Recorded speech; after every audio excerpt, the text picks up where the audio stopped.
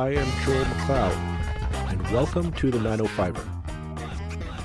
The Ontario Liberal Party has finally elected a new leader. Bonnie Crombie has been chosen to lead the party into the next election against Doug Ford and the Ontario PC Party. At the start of the Ontario Liberal Party leadership race, we devoted individual episodes to interviewing each candidate. It was a chance for you, the listener, to learn more about how each candidate wanted to affect change in Ontario and where their priorities lay. We highly recommend you dive in and listen if you get the chance or if you missed it the first time. However, moving forward, it appears that the former mayor of Mississauga, Bonnie Crombie, will need to rebuild the Ontario Liberal Party into a fighting force to return it to government. That gives her 2 years to establish herself as a potential premier, fill the party's coffers, and build a team to take the former Big Red Machine back to Queen's Park. That's a big order to fill.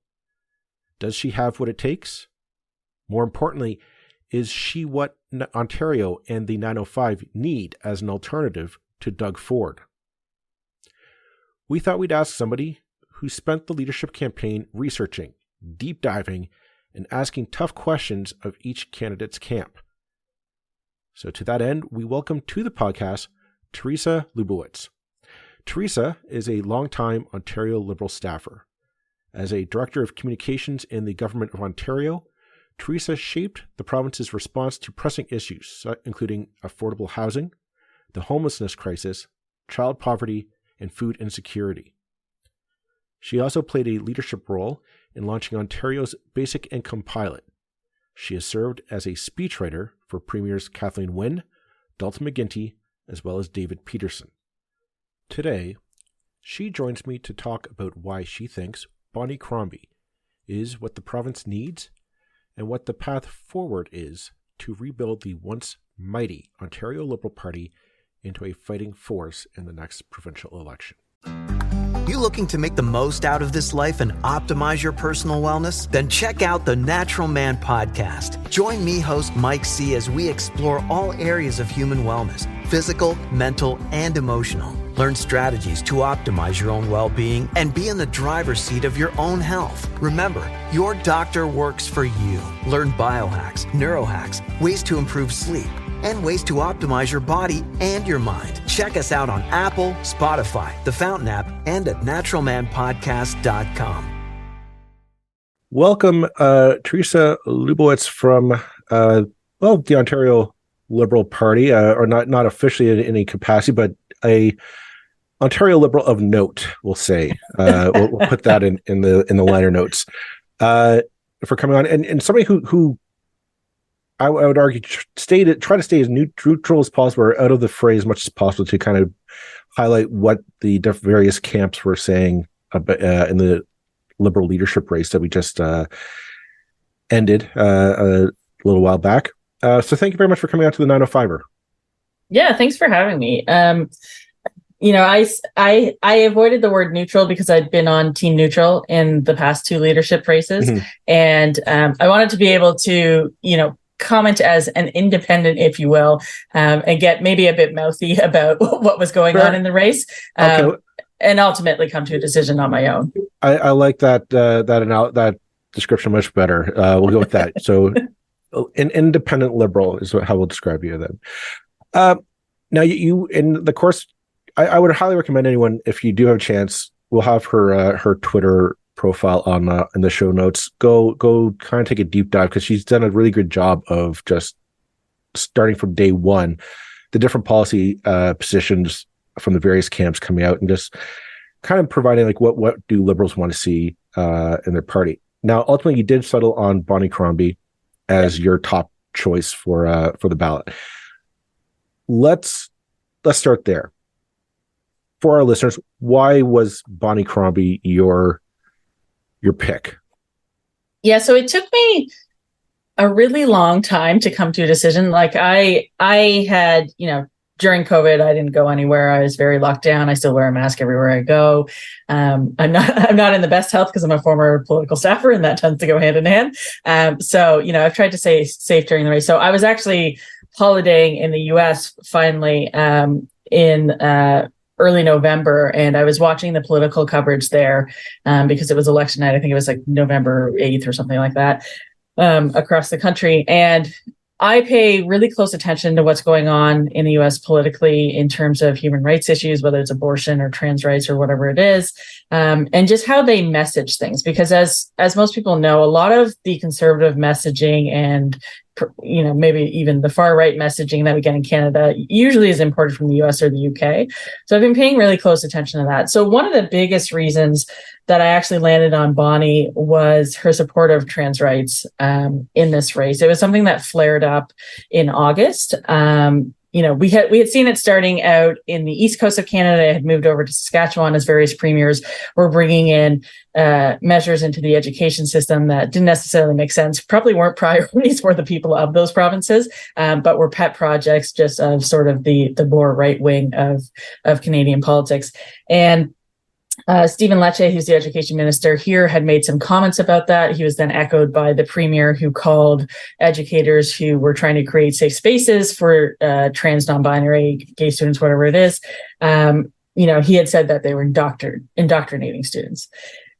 And it took, this happened during sort of the sleepy vacation week of the leadership race. And it took a while to get some of the candidates to comment. Eventually, they all did, with varying degrees of success. But Bonnie was sort of the only one that I felt didn't make any kind of concessions on what we should be doing as liberals. She talks a lot about the Charter of Rights and Freedoms and how that's really a fundamental element of liberalism in Ontario and in Canada. And she really walked the walk when it came to these issues. So that was probably one of the number one reasons. Another one was the way she and her campaign team approached the race. There was candidates who came in with a lot of policy sort of baked in. They had ideas about what they wanted to do. They were pretty sure they were right about those ideas. Bonnie's approach was very much more, let's consult the people.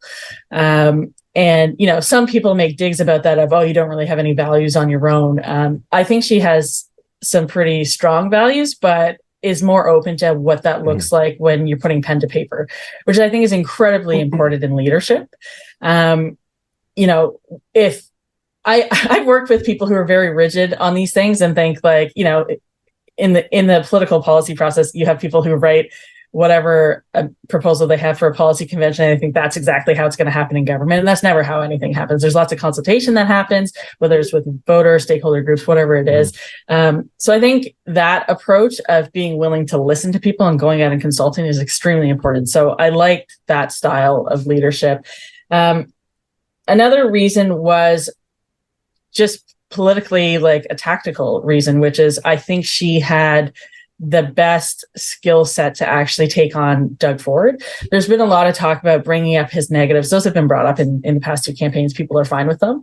Clearly, they voted for him twice. But I think she has sort of the retail political skills that he has that can sort of neutralize his strengths. And I'm very much of the opinion that if you're going to try and win an election campaign, you have to neutralize the strengths of the opponent. It can't just be about upping their negatives, because I think ultimately people want a sunny vision of the future, like hope and hard work,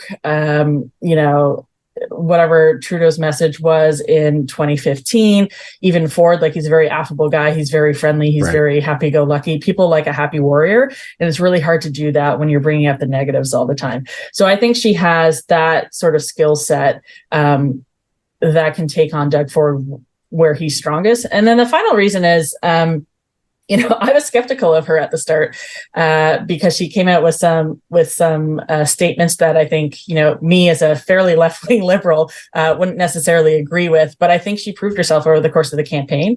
She was willing to put forward some really positive, progressive policy ideas. She's the only one in the race or, in the legislature of any of the leaders right now who's talking about bringing back a basic income pilot, which is something I worked on in government. And I think is, as we see increased automation and just hard economic times, that's going to be crucial to making sure people can get by. So, that's really important. She's talked about bringing back universal mental health care, guaranteeing home care for seniors. Like, these are all progressive things that are in stark contrast to Doug Ford. So I think, on all of these different points, she really was the one that came and proved herself. And that's ultimately why I voted her number one. Okay. There's a lot to unpack there, but yes. The one thing I kind of want to go focus on is your statement on basically her electability to defeat Doug Ford. I think for, winning over Liberals is one thing. Yep. Winning over the entire province is completely different, in my opinion. Right now, polls are showing, like, despite all the scandals that are happening with Doug Ford, all the investigations, Doug Ford's popularity really, like, the PC party's popularity hasn't really taken any hits. They seem to have recovered their favorability in the general favorability. And I'm wondering, like, Bonnie Crombie's first impression to the public with I want to be the premier of the province, essentially what you're doing with this. And her first impression was her Greenbelt flub. Right. And I'm wondering, that's a first impression for a lot of people, and it's really hard. Like, you don't get a second first impression. And I know if you go on social media now, you see a lot of people describing her basically as Doug Ford light. Yep. And I'm wondering how I know you've described all the progressive policies, but that is for a lot of people, and people's attention spans are minuscule when it comes to politics. How do you overcome that first impression of her basically parroting what Doug Ford was hip deep in at the start of this year? Yeah, and I think we've seen a lot of that from the NDP, and I think that's going to be their campaign angle as well, is talking about her being Doug Ford light. And I know that's what some of her opponents in the race also talked about.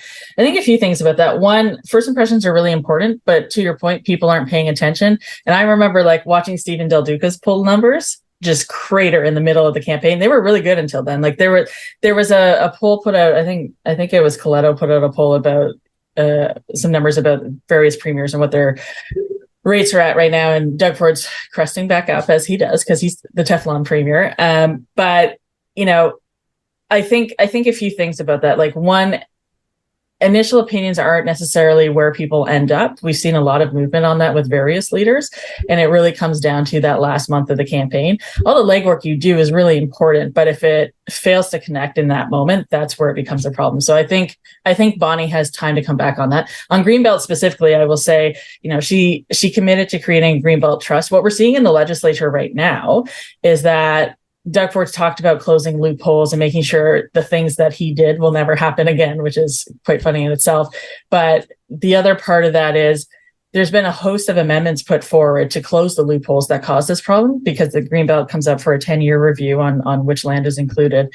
And they voted down all of those amendments. So there's no guarantee that won't happen again under Doug Ford. Bonnie's plan about the Greenbelt Trust makes sure that land is protected in perpetuity, that politicians can't touch it. So I think she's done the policy legwork to have a good story about, where she's come on that. Whereas Doug Ford's story was very much, I told developers I'd sell it off. Then I told you guys I wouldn't. Then I actually did try and sell it off. And now I'm backtracking again, and no real progress has been made. So I think she has a good angle against him on that and the NDP on that. And as I said, I think, first impressions aren't necessarily lasting impressions. So I think there's some work to be done there, but I think she can fill that gap. The other, I'm going to say albatross around Bonnie's neck. I'm not sure how, now they said it, I'm not sure that's the proper analysis, I should say. But I think a big obstacle, I will say, for her to overcome is the fact that during the campaign, a lot of her donations did come from developers. Mississauga is well known for being a developer-rich bank to pull on, and she did for her campaign. And to her credit, she brought in a ton of money into the Liberal Party. However, I'm going to say that's a bigger boulder to carry, bigger weight to carry in this election now. in light of what Doug Ford has done with his relationship with developers, with the Greenbelt, with urban boundaries, et cetera, et cetera, et cetera, right now, I mean, the big scandal is where everybody's looking into Ontario Place and what's going on there. Yeah. Time will tell. For the Ontario Liberal Party now to be very much a new place for developers to put their money, it's going to be the public perception. Whether or not that's true, I don't think it matters, because public perception is all that matters in politics. Agreed. Yeah. So again, how does she overcome that perception now?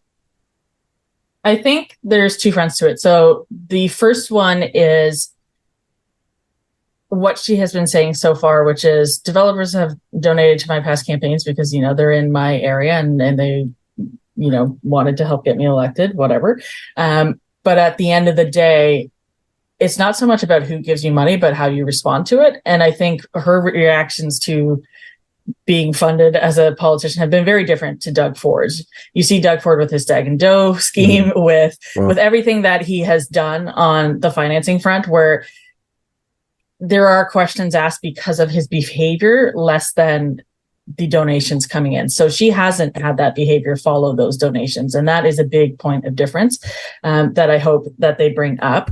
And like, even to a further point of that, we've seen most of Doug Ford's policy positions. He seems to be a bit of a distant premier, where he only cares about something if it's specifically interesting to him. Otherwise, he just lets people go wild. And that's why he's had a number of resignations from his team, because he hasn't been paying enough attention. So where he does pay attention is usually on pet projects like the waterfront and other things, as if he really just wants to be mayor of Toronto still, quite frankly. But a lot of these policy areas where he's been making cuts on, whether it's not the ring of home care protection, like, remember that promise, like, that never happened. And what we've seen on a lot of those policy fronts is very much, okay, I'm doing things that benefit these developers or these big donors in some way.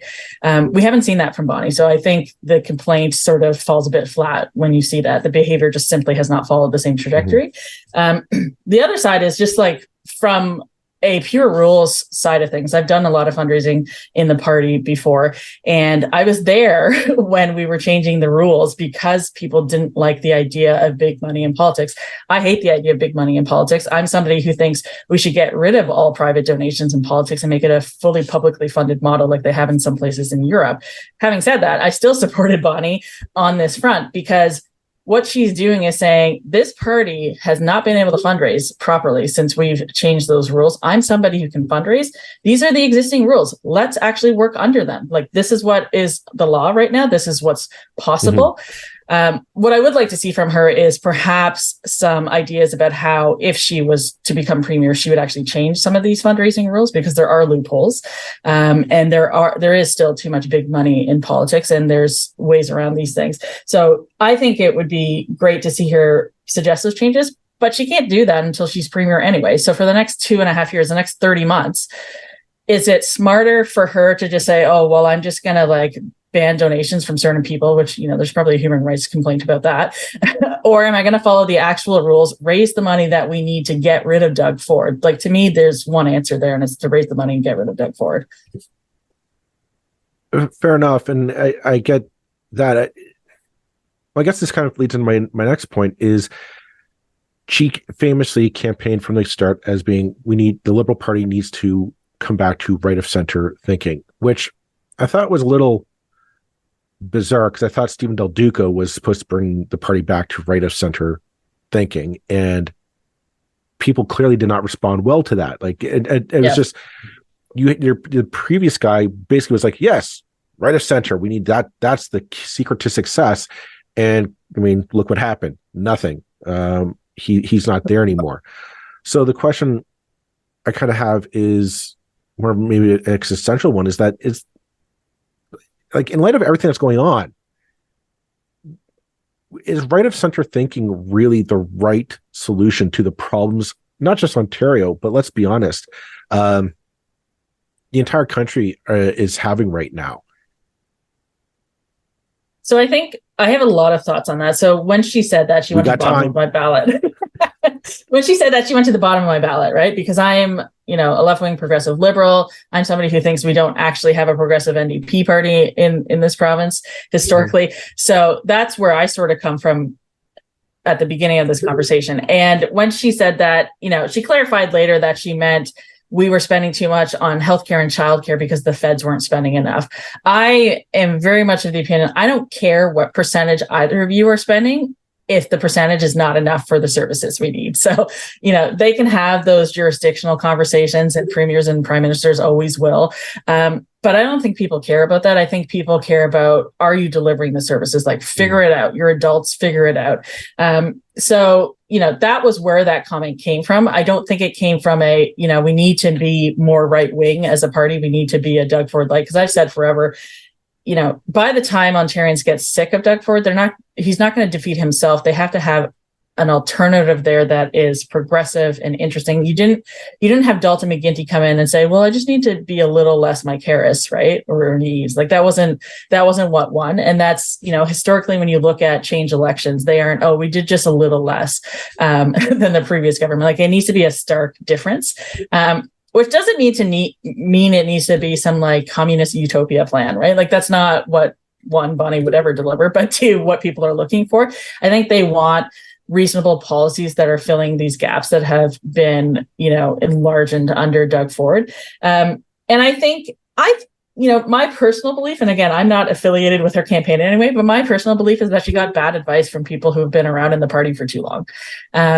And there was a big shift in her campaign where some younger folks got involved and started really leading the campaign. And I think brought out the real Bonnie, which is somebody who passionately cares about these issues. Like, she doesn't talk a lot about her personal life, but, she grew up in a rooming house with her single mom while her dad had alcoholism problems and mental health issues.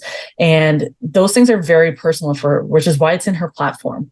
Like a universal mental health strategy is not something that somebody who's talking about the right of center is going to implement. So I think she's proved herself over the race. I think she's drawn more of herself out, and I think she's only going to get better, because this was something else that me and some other members had talked about during the race of, who's the most improved player during this race. And I think both Nate and Bonnie did a good job of growing during the race. And that's something else you want to see from a leader, is that they can actually grow, change, and improve as they go along in an election. And she's shown that during this race. And I think she'll probably do the same during a general election.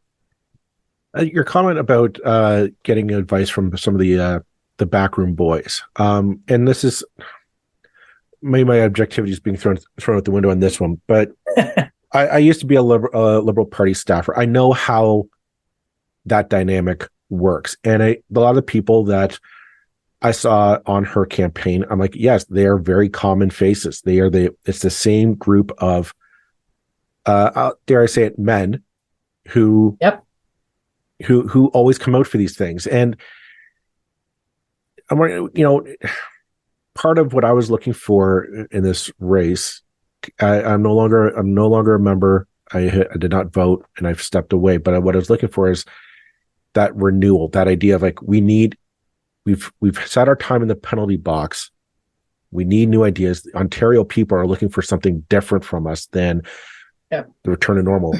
And I saw Bonnie pulling in these old faces, like Don Guy, like Tom Allison, and I say they're nice, they're good guys, they're smart, but I'm also like, where's the new blood? Where's the new person who's really going to be that injection of new ideas? And I guess my question is, does the Liberal Party have that? Have they opened the door to get these new ideas in there and take the party in a new direction for what Ontario needs right now, not a heyday of the past? So I think there's two parts to that question. So the first part is in terms of ideas. One of the first things Bonnie said, because I was watching the TVO coverage, so I was not there in person, but I was watching the coverage online and saw when she spoke immediately after. And the first thing she brought up was how she was going to be doing a policy conference next year in 2024. So OLP has had online policy processes. I've been a part of arranging that in the past, but they haven't had like a full on, like, let's get our cards up as we vote in person policy conference since 2010 in Collingwood, which is a McGuinty era policy conference ahead of the 2011 election. That was before my time. I was not thoroughly involved at that point. So that's how long ago that was, right? So, I think that's going to be important for something I talk about all the time is like, what are the next generation ideas? It can't just be, we're, doing a little adjustments to class sizes or whatever. There has to be some kind of era changing approach. Because every time a new government comes in, like if you want to usher in a new movement, a new government from somebody who's been in power for, by that point, 8 years, you have to think of it as a new era of politics and you have to present that vision. So I think that policy conference will be extremely important for that, and also for bringing in some of the more progressive folks who maybe didn't put Bonnie at the top of their ballot. So I think the ideas portion of that, there's a place for it to happen, and she seems very willing for that. And I also think because, again, she's not somebody who's so stuck on specific policies or how they will be put together, that she'll be open to actually embracing those ideas. So I think that's really important. On the other side, in terms of sort of generational change in, the people, the talking heads around the leader, that was something that concerned me a lot when she started her race. It was very much the same old, what is it? These old scientists from from Star Trek. It was that kind of idea of like, well, here's these same old guys who are around, and lovely people, smart people. But also, I think some of the experiences may be outdated, and I've gotten a lot of flack for saying that online over the course of this race. Which to me, the biggest thing is like, can these organizers who are around the leader, can they learn? Can they recognize the tides that are happening in the public? With housing being the number one issue, we've had a really hard time. I used to work in the Ministry of Housing. We've had a really hard time getting people interested in that issue until recently, because it was very much, I'm somebody who's housed, so it's fine. And part of the problem with that is, a lot of people in politics who are making decent salaries, they own their homes, they have all these things that maybe a lot of Ontarians don't necessarily have, and the next generation especially don't have. Mm-hmm. And it's important to have a bit of a generational shift to happen in order to have people have that sort of frame of reference when they're making decisions and advising the leader. Christine McMillan, she told me before the last election, when she was the campaign director for Stephen Del Duca, that she was too young, she was too old to be the young campaign manager. And she was, in her early 40s.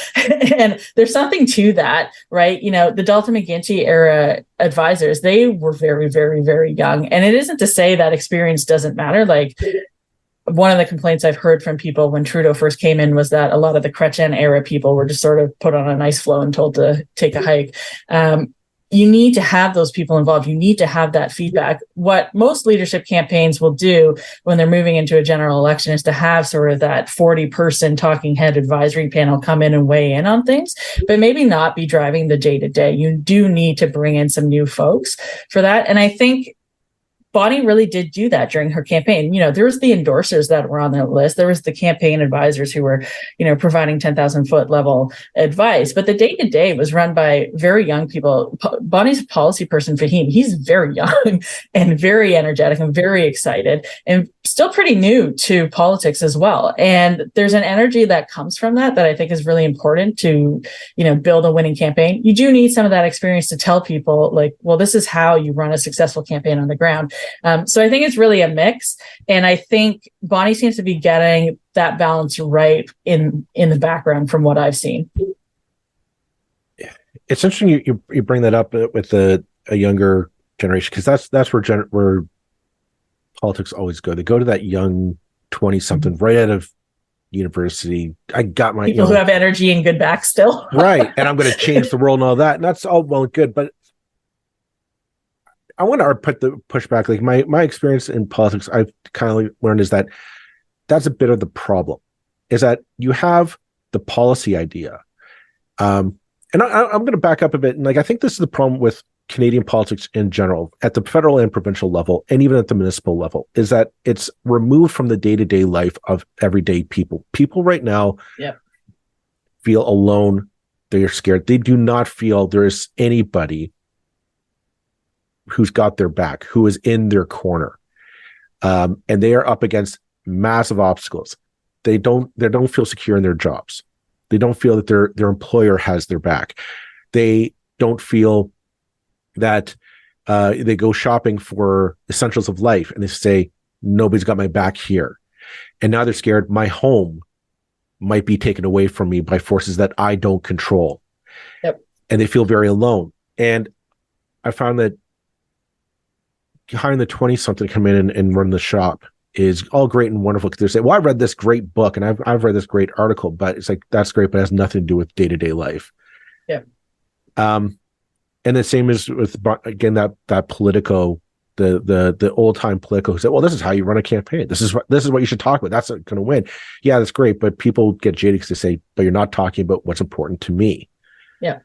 It's a great way to get people angry, maybe, but not any solutions. And I'm wondering, my I guess what I'm getting at is, my gut is telling me, I don't have any data to back this up, but my gut tells me people are scared. They are angry.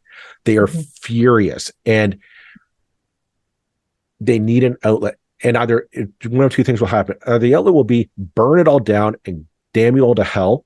And I don't care, liberal, conservative, NDP alike, we will throw you on the stockades and we will burn you down. And I am kind of being a bit hyperbolic there, but I'm honestly not really. I'm not really. Like, the anger is really there, and it's like you really need to be aware of it from all levels.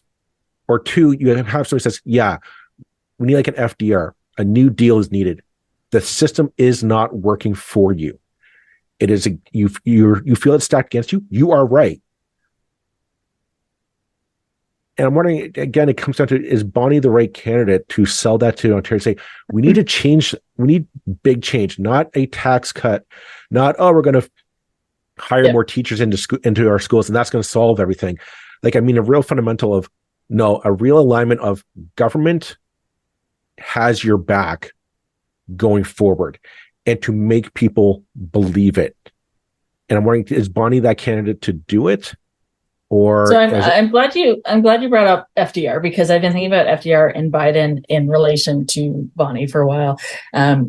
So first, I will say on the anger issue, this is something I've been talking about for maybe 15 years at this point, that there's going to be a generational crash where ultimately you have politicians of every stripe who are more interested. Like we see this in, and I'm a consultant, but I think a different type. But you see this in consultant class where we all just like backslap each other and are like, oh, great job on that campaign. Like after 2022, the PC sent some funeral flowers to some of the folks on the campaign in liberal circles, and they thought it was really funny. And I was like, are you kidding me? But that's the thing of like, oh, we'll get you next time. And it's just this game, and it's ridiculous. And I think people see that. I think they feel it.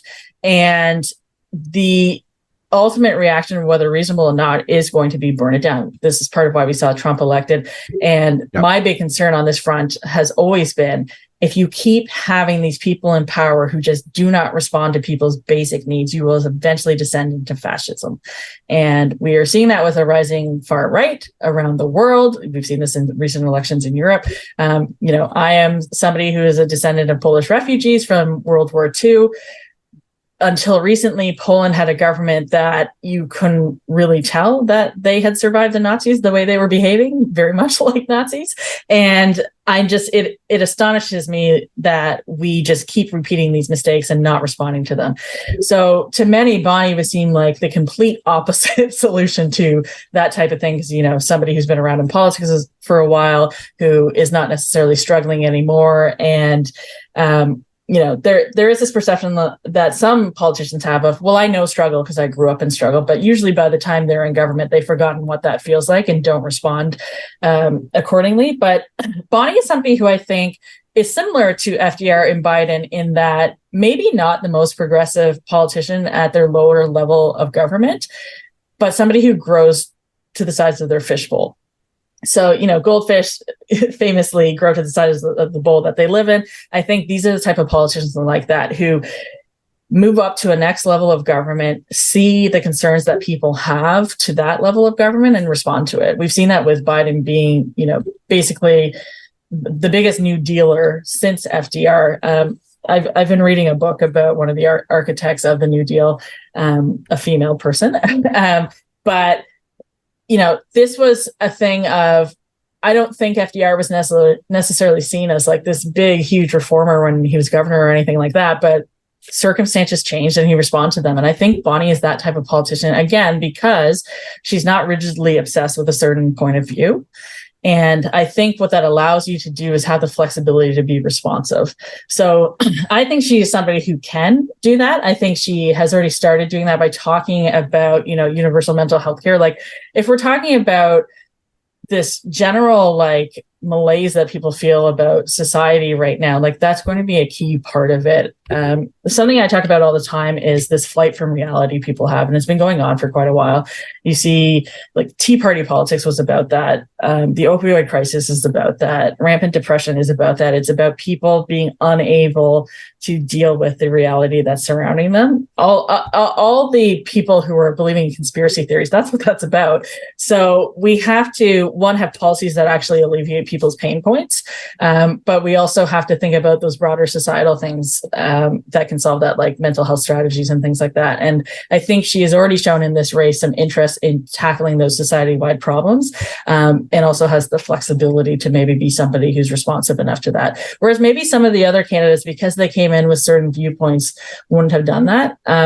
And again, because she's sort of a consulting politician, if you will, she wants to go out and talk to people, that's going to be a big part of that. Something I've been railing on and on about is, as a political party, you were talking about, you have these talking heads who are sort of detached from the everyday experience of people. The solution to that is to actually go talk to people. So, in the US, where Democrats have been really, really successful in turning the political tides against, far-right extremism, even in places weird places like Kentucky, what they've been doing is something called deep canvassing, which is, we're not just going to your door to count you as a head to vote for us on election day. We're going to your door to actually talk to you about what you care about and how we can solve that. And, they have these lists of questions they go through, and they really, really get into the issues. You've been a political staffer. Usually the instruction is go to the door, find out who they're voting for, and leave as fast as you can, because we don't have time. Well, right. The part of the problem with that is because usually you don't canvass until there's an election, which is too late anyway. You have to engage people 365, 4 years of the cycle. But if you actually go do that, if you talk to people regularly, if you talk to them in depth and actually want to hear what they have to say and show that, you can actually probably put together a policy plan that will actually be responsive to that. So I think if her team understands the values in a practice like that, they probably actually will get pretty good data. Because again, that's another problem the party has. We haven't had great data because we don't really approach politics that way lately. Well, and that's I guess another point, and maybe the last point we'll talk about, because I don't want to take up too much more of your time. But I guess it comes back to that idea of the old school, old boys club, if you will. You need those new ideas, and not just in terms of policy, but also how do we communicate? Because that's the biggest thing in politics, is how do you communicate this idea, and what is it I'm going to do to you? And I think, we're seeing that at the federal level, where I think Pierre Poilievre is doing an amazing job of communicating. Mm-hmm. Did you watch that 15-minute housing video? I did, but I did and I didn't, because we talk about housing a lot on this podcast, and hey, listeners, go take a deep dive into our back episodes, because we pretty much debunk every point that he makes in his 15-minute video. Not going to lie, it's full of a lot of malarkey, but it looked nice, and it made you kind of angry about the way it is. But it's that communication piece, right? You can communicate the idea, and you get, politics is not about ideas; it's about emotion. It's about, I'm angry. It's okay to be angry, but we're going to channel it into something great. And there's new ways of doing that. Like I remember, I kind of started when this new thing called Facebook and Twitter came around, and it's like, well, how do you do that? No, that's a stupid thing. We shouldn't embrace that. And now you can't. You'd be a fool if you did it. Yeah. And there's going to be something new down the road, and that's, I guess, that's the thing. The Liberals are kind of on the ropes here. This is, if they don't get their act together after this election, I would dare say they are no longer a force to be reckoned with in Ontario politics.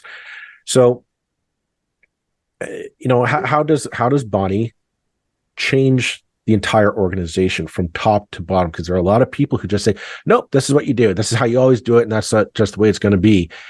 And say, we need to have better communication, a bit more emotive, a bit more nuance, and new ways of doing it, like, digital media, I think has to be a huge part of it.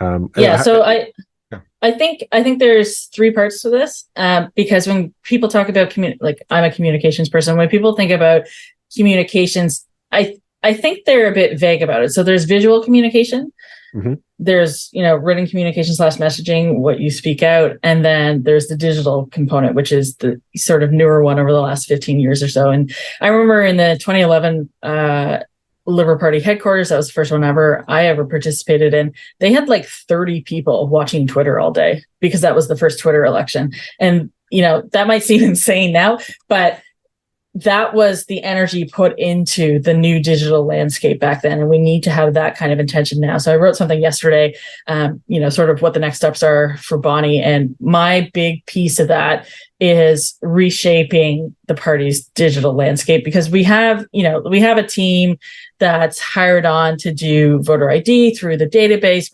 and they sort of tack on some other stuff on top of that. You really need dedicated teams for each of the different components of what digital is. So, Nate's team did an incredible job with visuals. And I think if Bonnie is smart and if his team is amenable, that would be a big push forward, is actually bringing in that design team to do those incredible visuals and that really fast turnaround on responses on the digital landscape. Number two, I think Nate was very effective in his messaging. I thought it was very, very clear, very to the point, and spoke to people's actual experiences. I think Bonnie's really good at the sort of like hope and idealism side, which I think is a little bit where Nate lacked. So if they could actually merge that kind of messaging and have very, very clear communication, I think that's really, really key. And that means having, like a dedicated writing team actually doing that. But on the digital side, there's a whole element there, to your point, where I was watching the show The Circus, which has just come to an end, and they were talking about how the 2024 presidential campaign is going to be the first AI election. And we've seen, elements of this before, but in terms of both how campaigns run, they're going to be using a lot of AI to push stuff out very quickly, which could create some issues with accuracy and things like that. Not that campaigns usually care about that anyway, but there's going to be a lot of pushing out on that, but there's also going to be disinformation coming out. There's going to be, deep fakes and things like that. It's very concerning. So I don't think as a party we're remotely ready for any of that. I think we need a dedicated team looking into all those things. Like the thing I said to all the campaigns is, people are always like, oh, we need a war room to do messaging against Ford or whatever. I don't care about that. Like, sure, fine. But what the party actually needs, and what probably all the parties need, is somebody actually looking regularly at where the disinformation trends are coming from, what the alt-right space is doing on messaging at a given time. Because as we've seen in the US, once that stuff takes hold, it's really hard to break people from. Mm-hmm. So if you can actually be paying attention in advance and then forecasting what that will look like when it comes to Canada, you can actually inoculate people against that messaging in advance. And I think that's an enormous part of both the messaging work that Bonnie's team needs to do and also the digital stuff that they need to do. Because we've seen that with the parents' rights thing. Like, that's where that came from. It came from the US. And, Glenn Youngkin was the one who sort of started that and ended up losing his majorities in his state house. So that was good. But, this is something that I don't think progressives, whether NDP or Liberals, have any real handle on, and they are going to need to do if they want to win. Like, I remember in the 2018 election, we were having debates in party headquarters about whether we were doing enough on digital. The digital folks were obviously saying no. The traditional media types were saying, we just got to put more ads on TV, which, as you know, are very expensive. Meanwhile, the PCs were advertising to 18-year-old boys on Xbox Live, like just completely way, way, way further than anything we were thinking about. And they've only gotten better in that time. So, I think there is a tremendous amount of work to do on that front as like a political party, but just also as like a progressive movement. And I think Conservatives are way out ahead on it. The only real silver lining is that political parties tend to get into power with big advances in tactics. We saw this with, Obama in 2008, but by the time Clinton came around, they were very much behind the 8 ball from what Republicans were doing. So that is a silver lining, is that maybe the PCs have sort of been coasting during this time on that, because when you get in government, you get distracted and you do other things and you don't really focus on party building. So there is a silver lining from that, but the only way that pays off is if you actually put your head down and do the work and get up to snuff on all of these different things. And we're just nowhere near that as a party right now. So to me, that's not job number one for Bonnie. That's fundraising, but it's, it's pretty high up there in the list. All right. Well, I'm going to say that's a good spot to end off the episode. Thank you very much, Teresa, for coming on. Because I know we could probably go on for, this could Forever. be like a 5-part episode on politics, but I have to call it quits for the safety of our listeners who are probably hopefully playing into their parking spots at work but start today. So thank you very much, Teresa, for sharing your insight, and all the best. Thanks so much for having me.